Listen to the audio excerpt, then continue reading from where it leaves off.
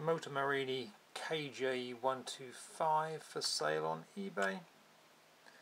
The only paperwork with this bike is a dating certificate. This shows the bike was manufactured in 1985, so if you want to register the bike you will need to use that letter to get the right plate for the year.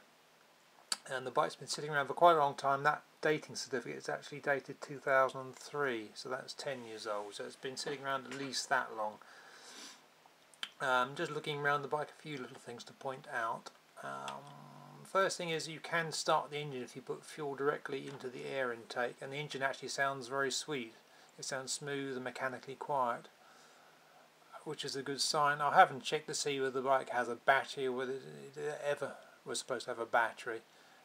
None of the electrics on the bike I'm able to test because I can't run it for long enough, because it only runs for a second or two when you put the fuel into the air intake.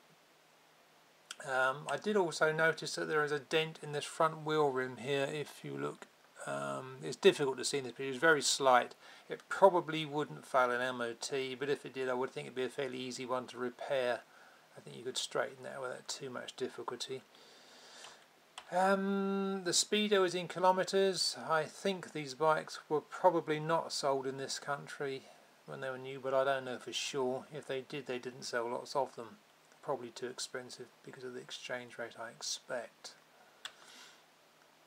The front tyre is flat. You're going to have to put an inner tube in there because I tried to pump it up and it wouldn't pump up, so I expect the tube has perished. And that's basically it. So you need to spend a bit of time on this bike making sure that it's all as it should be, but I don't think there's anything terrible to do to it. It's basically, it's there.